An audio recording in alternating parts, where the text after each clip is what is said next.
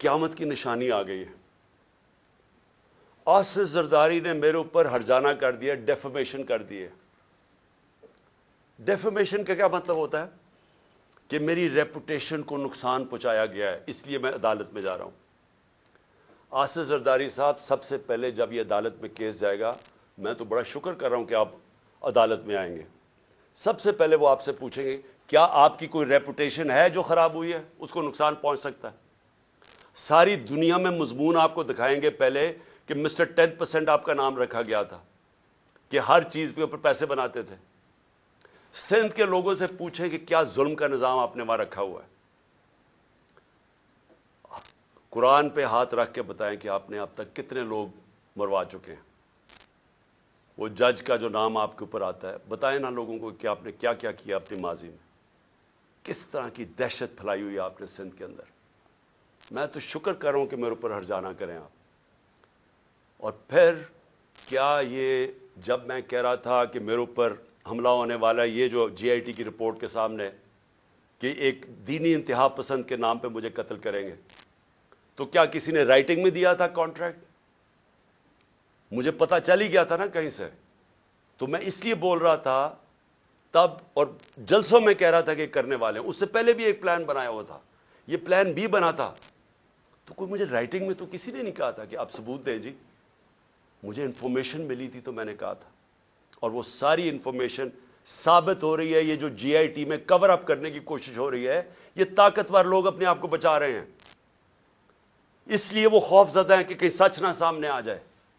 اور یہ جو آصف زرداری آپ نے جو گیم کی ہے، یہ ایک سپلنٹر گروپ ہے دہشت گردوں کا، اور میری انفارمیشن اتنی سالڈ ہے، وہ اتنی سالڈ ہے کہ وہ اس میں جو مجھے ڈیٹیلز پتا ہے کہ کون سے وہ ایجنسیز کے آفیسرز اس کے ساتھ آپ کے ساتھ ملے ہوئے ہیں جنہوں نے پلان کیا ہے۔ پہلے تھا ایک قتل کا پلان ہے، اس کو میں نے جب 4 نام میں نے ٹیپ پہ ریکارڈ کر کے ملک سے باہر پہنچا دیے، مجھے کچھ ہوگا وہ نام آ جائیں گے۔ پھر پلان بی بنا جس میں 3 لوگ ملوث تھے، اس کا میں نے سیدھی طرح، اور اس کی ایف آئی آر، اس کی کیونکہ ایف آئی آر نہیں ہوئی، اسی سے ثابت ہوتا ہے کہ وہ تینوں ملوث تھے، کیونکہ میری رائٹ ہے، یہ تو میرا حق ہے کہ ایف آئی آر، میرے اوپر قاتلانہ حملہ ہوا، مجھے اجازت ہونی چاہیے تھی، انویسٹیگیشن میں اپنے آپ کو ثابت کر لیتے ہیں۔ اور یہ جو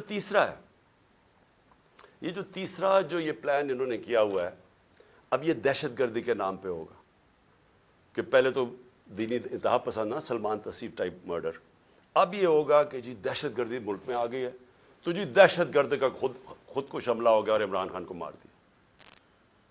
میں یہ اس لیے ساری قوم کے سامنے لے کے آ رہا ہوں کہ آصف زرداری، آپ نے جو اربوں روپیہ اس ملک کا چوری کر کے باہر رکھا ہوا ہے، یہ قوم آپ کو معاف نہیں کرے گی۔ اس لیے میں نے کیا ہے کہ آپ پیسہ نہ انجوائے کریں، بعد میں یہ سمجھیں حملہ کروا دیں۔ اور وہ جو آفیسرز بھی ہیں، ان کا بھی مجھے پتا ہے کون ملوث ہے ان کے اندر، اور اس لیے میں پہلے سے لوگوں کو آگاہ کر رہا ہوں، اور میں بڑا شکر کر رہا ہوں کہ اس آدمی کو میرے ساتھ عدالت میں کھڑا کرو۔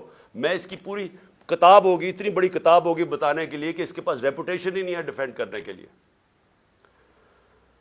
آخر میں اپنی قوم کو میرا آخری پیغام یہ ہے، یہ آج کی تقریر کا، کہ دیکھیں ایک ملک پھر سے یہ یاد رکھیں کہ ہم جس طرح جا رہے ہیں، یہ ملک ہم تباہی کی طرف جا رہے ہیں۔ کیوں؟ کیونکہ ہمارا ایک بہت بڑا، جب پاکستان بنا تھا، اس کے پیچھے ایک بڑا فلسفہ تھا، اس کے پیچھے قربانیاں تھیں، اس کے پیچھے ایک بڑی خواب تھی۔ اس ملک کو بنانے کے لیے ساری دنیا، مسلمان دنیا میں خوشیاں ہوئی تھیں۔ مجھے البینیا کا پرائم منسٹر ملا ایک دفعہ، اس نے کہا کہ ہم قائد اعظم کی تقریریں سنا کرتے تھے، اب وہ فوت ہو گئے، ہم ریڈیو پہ سنا کرتے تھے، اور نیلسن منڈیلا نے کہا کہ وہ قائد اعظم کی تقریریں سنتے تھے، کیونکہ وہ سارے آزادی کی جنگ میں ملوث تھے۔ اور اس نے کہا کہ مٹھائیاں بانٹی گئیں البینیا کے اندر جب پاکستان بنا۔ یہ ساری مسلمان دنیا میں ایک ہوپ آئی کہ کیسا ملک بنے گا۔ اس وقت سب سے بڑی پاکستان کی آبادی تھی مسلمان ملکوں میں، بدقسمتی سے ناانصافی کی وجہ سے ایسٹ پاکستان علیحدہ ہوا۔ تو اس وقت سارے لوگوں نے امید لگائی ہوئی تھی کہ ایک ایسا ملک آئے گا جو لیڈ کرے گا مسلمان دنیا کو. ہم کدھر پہنچ گئے وہاں سے؟ ہمارے پاس یہ چور اوپر بیٹھ گئے آ کے, پیسے ان کے باہر پڑے ہیں, ملک کا ان کو کوئی فکر ہی نہیں ہے. روپیہ 90 روپیہ ڈالر مہنگا ہو گیا ہے ان کے 9 مہینے میں. ان کو کیا فائدہ ہوا؟ ان کو کیا نقصان ہوا؟ فائدہ ہی فائدہ, نقصان زیرو, کیونکہ ان کے ڈالرز میں پیسے پڑے ہوئے ہیں باہر. ان کے تو ڈالر اور ان کی ویلیو اوپر چلے گی, انہوں نے تو پیسہ باہر رکھا ہوا ہے, ان کو تو فائدہ ہو گیا. نقصان ان ہماری طرح کے پاکستانیوں کو ہو رہا ہے جن کا جینا مر رہا ہے یہاں. ان کے لیے تو عذاب ہو جاتا ہے, جی ECL پہ ڈال دیا, مجھے ڈالیں ECL پہ, مجھے کیوں نہیں فکر کہ اچھا جی ECL پہ ڈالیں گے تو مجھے بڑا کوئی مسئلہ ہو جائے گا. ان کو کیوں مسئلہ ہے؟ کیونکہ پیسے گننے ہوتے ہیں, پراپرٹیز باہر دیکھنی ہوتی ہیں, بڑے بڑے ہیرڈ جیسی جگہ پہ شاپنگ کرنی ہوتی ہے, بڑے بڑے باہر ریسٹورنٹس میں جب اتنا بڑا پیسہ آ جائے تو وہ خرچ بھی کرنا ہے نا, وہ پاکستان میں تو نہیں ہو سکتا. عذاب ECL پہ ڈال کے, مجھے ڈال دیں ECL پہ. جن کا جینا مرنا آج پاکستان میں ہے وہ سارے آج تشویش میں ہیں, غم زدہ ہیں, سب کو خوف آ رہا ہے آگے کدھر ملک جا رہا ہے. میں ہر پاکستانی کی بات کر رہا ہوں جو سمجھتا ہے کہ یہ ہماری ماں ہے, ہمارا ملک ہے. وہ سب آج ان سب کو خوف آ رہا ہے کہ جو ڈائریکشن میں پاکستان جا رہا ہے. اور میں پھر سے یہ کہتا ہوں کہ ہمیں وقت ہے ابھی بھی, اور ایک راستہ ہے بس. جو مرضی, میں آپ سے نہیں کہہ رہا, میں 8-9 مہینے سے ایک ہی بات کہہ رہا ہوں کہ یہ جو لوگ آئے ہیں اس سے نکلنے کا ایک ہی حل ہے, ایک فری اینڈ فیئر الیکشن کروائے جائیں جلدی سے جلدی. عوام کے مینڈیٹ سے گورنمنٹ آئے, جب عوام کی بیکنگ سے گورنمنٹ آئے گی وہ بڑے فیصلے کرے گی. یہ چوروں کی طرح نہیں, یہ چوروں کی طرح نہیں جو ڈرتے ہیں فیصلے کرتے ہوئے, کیونکہ ان کو ان کا تو مقصد ہی گورنمنٹ میں اور آنے کا, یہ ملک تو ٹھیک نہیں کرنے آئے.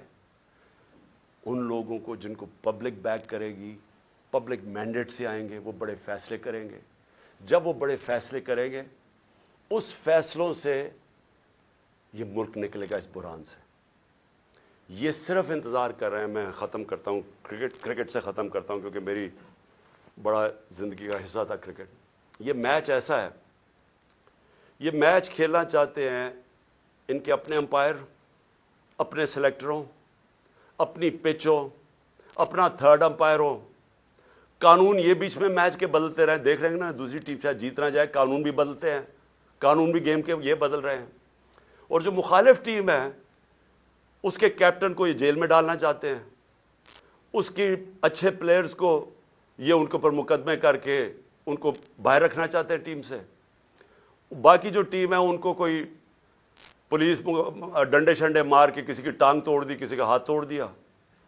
اوپر سے جب یہ سمجھے گے نا کہ اب یہ ٹیم بالکل ہی اب نکارہ ہو گئی ہے, تو پھر وہ 12th مین جو باہر لندن میں بیٹھا ہوا ہے وہ جب سمجھے گا نا, وہ اتنا ڈرپوک آدمی, وہ صرف تب واپس آئے گا جب وہ سمجھے گا اب ٹیم قابل ہو گئی ہے کہ جناب میں اب نیلسن منڈیلا آ کے اب میں جیتوں.